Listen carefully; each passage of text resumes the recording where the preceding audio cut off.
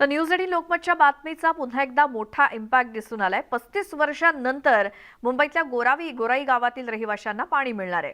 गोराईचा पाणी प्रश्न अखेर सुटणार आहे। यासाठी 7,88,00,000 रुपये खर्चून पालिकेतर्फे जलवाहिन्यांची व्यवस्था करण्यात येणार आहे।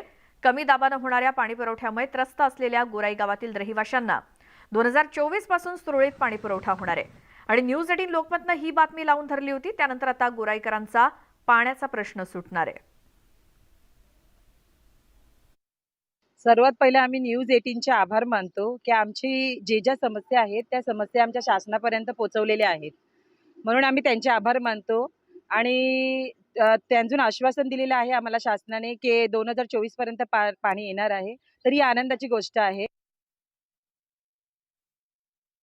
हायकोर्टामध्ये आपण जवळ-जवळ 2 वर्षापासून प्रयत्न करत होतो आणि हायकोर्टाने तिथल्या सर्व सामान्य नागरिकांची पाण्याची गरज जाणून घेऊन ह्या आमच्या वॉटर पाईपलाईनच्या प्रकल्पाला मंजुरी दिली आहे आणि त्याचं टेंडरही आता प्रोसेसमध्ये आहे।